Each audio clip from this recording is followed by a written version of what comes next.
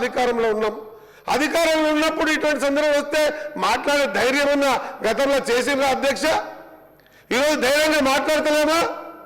అధికారంలో ఉండడమే కాకుండా గవర్నమెంట్లో ఒక మంత్రిగా ఉన్నా కూడా ఎస్ చట్టసభల్లో 42% రావడానికి ఇక ఈ ప్రక్రియ ఏర్పాటు చేసుకోవాలి. 42% ఖచ్చితంగా ఇచ్చే ప్రక్రియ పార్టీకి కట్టుబడి ఉందన్న మాట అందరం కూడా అధ్యక్ష ఇక్కడ ఒక చిన్న ప్రత్యేకత చూడాలి అధ్యక్ష. ఢిల్లీలో జంతర్ మంతర్ దగ్గర కూర్చున్నప్పుడు బీసీల ఒక్కటే పోలేదు అధ్యక్ష, పార్టీకించి బీసీల ఒక్కటే పోయొచ్చ. ఎస్సీలు ఎస్టీలు బీసీలు మైనార్టీలు అగ్రవర్ణాలు అందరం కూడా పోయి అక్కడ కూర్చొని ధర్నా చేసిన అధ్యక్ష. ప్రతిసారి అదొక్క మాటనే ఏంది, ఖచ్చితంగా రాహుల్ గాంధీ గారు ఎందుకు రాలే, అట్ ద సేమ్ టైం మన ఖర్గే గారు ఎందుకు రాలే? అధ్యక్ష, ఏఐసిసి అధ్యక్షులు ఖర్గే గారు రాహుల్ గాంధీ గారి ఆలోచన, వాళ్ళిద్దరి ఆలోచన విధానమే ఈ రోజు చట్టసభల్లో నిక్కాసుగా నిలబడి 42% రిజర్వేషన్ కోసం పార్టీ కట్టుబడి ఉంది, మేము కట్టుబడి ఉన్నాం చెప్పే ధైర్యాన్ని ఇచ్చింది కూడా ఆ నాయకత్వం అన్న మాట మరొకసారి గుర్తు చేస్తా ఉన్నాం అధ్యక్ష. అధ్యక్ష, హైకోర్టులో వాళ్ళు కేసు వేసారు అధ్యక్ష. కేసు వేసినప్పుడు అందరికీ కోరడం అధ్యక్ష, అందరూ కూడా ఇంప్లీడ్ అవుదాం, అందరూ కూడా ఆ కేసు ఇంప్లీడ్ అయితే దాని ఆలోచన విధానం వేరే ఉంటుంది, ఇది అందరూ కూడా ఆలోచన చేస్తేనే ఖచ్చితంగా ముందుకు పోతారని ప్రయత్నం చేసినాం అని అన్నం అధ్యక్ష. కానీ ఎవరు ఇంప్లీడ్ కాలేదు అధ్యక్ష. 100% ఈరోజు కూడా పార్టీ పరంగా ఇంకా సలహాలు సూచనలు మా సీనియర్లతో ఇంకా ఎన్నిసార్లు నేను నిర్మోహంగా చెప్తా ఉన్నా అధ్యక్ష. ప్రభుత్వంలో ఉన్నా కూడా మంత్రిగా ఉన్నా కూడా ఒకవేళ సీనియర్ శ్రీ నా దగ్గర ఒక కొత్త రకమైన ఆలోచన విధానం ఉంది, ఈ విధంగా పోతే మంచిదంటే తాను ఎక్కడికి రమ్మని అక్కడ రావడానికి నిర్మోహమాటంగా సిద్ధంగా ఉన్నామన్నమాట తెలియజేసుకుంటూ, ఖచ్చితంగా బీసీల పట్ల ఆలోచన ఉంది కాబట్టి అధ్యక్ష ఖచ్చితంగా మన బై ఎలక్షన్లో కూడా మా సోదరుడు నవీన్ని పెట్టి నిలబెట్టి ఆ రోజు బీసీల అది ఎన్ని ఇబ్బందులు పెట్టినా బీసీల పట్ల వాళ్ళకు లేదు మాకుందని మళ్ళొకసారి రుజువు కూడా చేసుకున్నాం అధ్యక్ష. ఇది గుర్తించి ఖచ్చితంగా భవిష్యత్తులో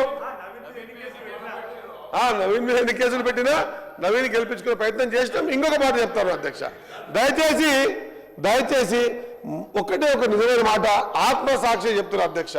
నేత నిర్భయంగా మాట్లాడుతా అధ్యక్ష సబ్జెక్ట్ వచ్చినప్పుడు. ఒకవేళ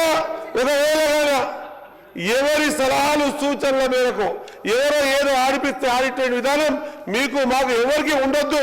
ఖచ్చితంగా మనం ఒకరి బుట్టలో పడిపోతే ఇంకెన్నడికి కూడా బీసీల పట్ల మనం ఆలోచన విధానాన్ని చంపుకున్న వాళ్ళ మొత్తం కాబట్టి నిర్భయంగా ఎక్కడికక్కడ బీసీల విషయం వచ్చినప్పుడు ఖచ్చితంగా నిక్కాసుగా నిలబడి మీరు మేము మనమందరం కలిసి పోరాటం చేస్తేనే తప్ప భావి తరాలకు భవిష్యత్ తరాలకు బాటేసిన వాళ్ళ అవుతామన్న మాట గుర్తు చేస్తూ మా సీనియర్లో ఇంకేమైనా సలహాలు సూచిస్తే నిర్మూలన చెప్తున్న అధ్యక్ష వేదికలో సభగా చెప్తున్నా సీనియర్ని ఎక్కడ పిలిస్తే రావడానికి సిద్ధంగా ఉన్నామన్న మాట గుర్తు చేస్తూ ముగిస్తా ఉన్నా అధ్యక్ష. సార్ సంతోషం శ్రీహరన్న, నేనేమో ఈ లంబా చౌడ ఎందుకు అని చెప్పి ఇక మళ్ళీ అంతా కాంట్రవర్సీ అవుతాయని నేను సబ్జెక్ట్ పక్కన పెట్టిన. నువ్వేమో మా అల్లుని నువ్వేమంటున్నావు మా అల్లుని నిలబెట్టి హైదరాబాద్లో గెలిపించినామంటున్నావు. నా అల్లుని నిలబెట్టి హైదరాబాద్ సిటీలో మీరు గెలిపించినట్టు సంతోషం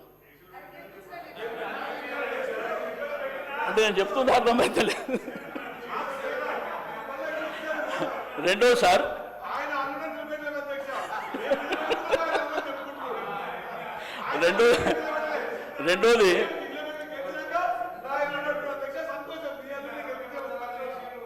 సార్ నేను శ్రీధరన్న కూడా చెప్పినా మీకు కూడా చెప్పింది సార్. సరే ఎందుకు నాకు అవకాశం ఇచ్చారు థ్యాంక్స్ అని చెప్పినా కూర్చున్నా అన్న మళ్ళా పాత విషయాలకే పోతుండు ఇంప్లీడ్గా అమ్మన్నా అవి జడ్జిమెంట్లు ఉన్నాయి అధ్యక్ష. 50% కంటే మించి ఉంటే అవి చెల్లవు అని చెప్పి సుప్రీంకోర్టు జడ్జిమెంట్లు హైకోర్టు జడ్జిమెంట్లు ఉన్నాయి. ఎవరు ఇంప్లీడ్ అయినా జరగదు. జయలలిత గారు 69% అప్పుడు పివి నరసింహారావు గారికి ఆ రాష్ట్రంలో ఆ సంఖ్య అవసరం ఉండే కాబట్టి ఆమె ధైర్యంగా నిలబడి నా సంఖ్య ఇది క్లియర్ చేస్తే నేను సపోర్ట్ చేస్తా అంటే అది జరిగింది, అక్కడ జరిగినటువంటిది. కాబట్టి దయచేసి నేను ఏమంటే ఇంకా విమర్శ ప్రతి విమర్శ నాకు నాకు అట్లా కాదు, హైదరాబాద్ సిటీలో ఉండి 6 సార్లు గెలిచినోని నీకు స్వేచ్ఛ ఉండేనా అని మాట్లాడితే నేను ఏం చెప్పాలి? నీకు చిన్న పిల్లగా అన్నా లే అన్నా. మినిస్టర్ గారు మీరు గుర్తుపెట్టుకోండి, నేను కాంట్రవర్సీ చేయదలుచుకోలే. మీకు స్వేచ్ఛ ఉండేనా? నాకు ఎంత స్వేచ్ఛ ఉండే, మా వాళ్ళకి ఎంత స్వేచ్ఛ ఉండే మాకు అందరికీ తెలుసు. కాబట్టి 9 సంవత్సరాలలో అద్భుతాలు చేసినాం.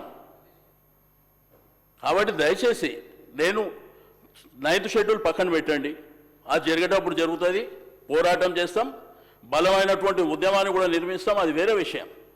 కానీ మీ చేతిలో ఉన్న పని మాత్రం మీరు చేయండి. వచ్చే క్యాబినెట్ ఎక్స్పెన్షన్లో ఆ మిగిలినవి ఆ బీసీలకి ఆ మంత్రి పదవులు ఇవ్వండి.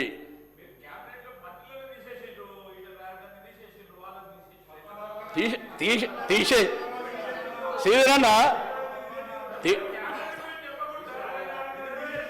అన్న సార్, ఇప్పుడు తీసేసినా మేమే వచ్చినాం, తీసినా మేమే వచ్చినాం.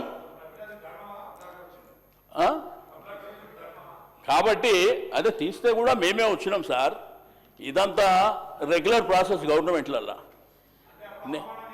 నేనేమంటున్నా, నువ్వు మంత్రి అవుతావా లేకపోతే నువ్వు కొట్లాడుతావా?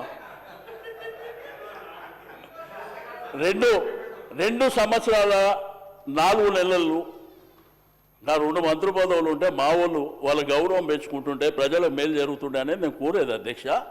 ఇవేమో మీ చేతుల పనులన్నా, అదేమో మన చేతిలో లేని పని. బీసీసీల ప్లాన్ మన చేతిలో పని.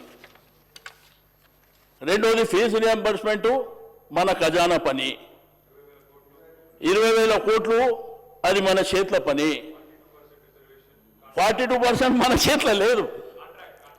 ఆ కాంట్రాక్ట్లు ఇస్తామన్నారు, అది మన చేతిలో పని.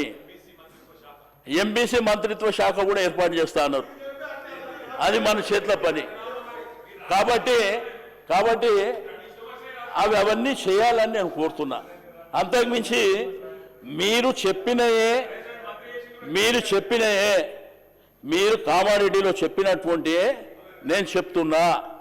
రెండోది, దయచేసి నేను మా శ్రీధర్ అన్నకు రిక్వెస్ట్ చేసేది ఒకటే, శ్రీధర్ అన్న బడ్జెట్లో పెట్టినటువంటి అంకెల ప్రకారమే ఖర్చు పెట్టమని చెప్తున్నా, అంతకంటే వేరేదేం లేదు.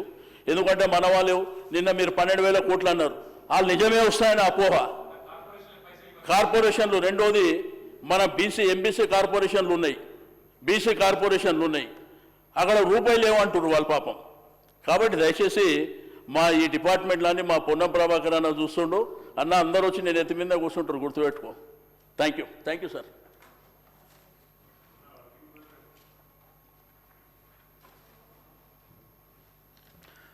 ధన్యవాదాలు అధ్యక్ష.